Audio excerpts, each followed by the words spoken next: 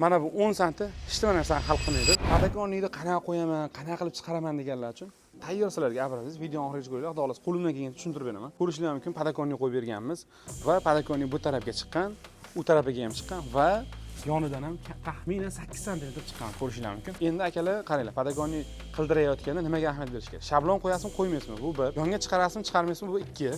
Endi akalar hozir baytga xudo xohlasa shablon qo'yiladi. Chunki razmer aniq.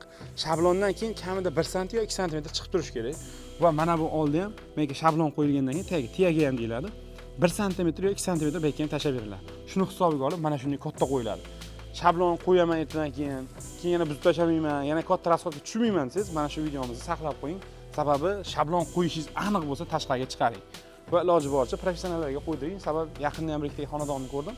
Bahorda tayyorlab berganmiz, 1 yil o'tmasdan buzdirib, boshqadan yangi qildirish sabab mana bu yerdan qilib qo'yishgan, shablon qo'yilganda bu xunuk holat bo'lib qoladi. Yana endi budjetingizga qarab qilasiz, lekin arzimagan pul, ya'ni arzimagan summaga mana shunday chiroyli holatga keladi. Chunki mana bu 10 santi hech nima narsani hal qilmaydi. Xudo xohlasa tiyagalar qo'yilsa juda ham go'zal holatda bo'ladi. Xohlang albastadan, xohlang vibrobetondan qildiring.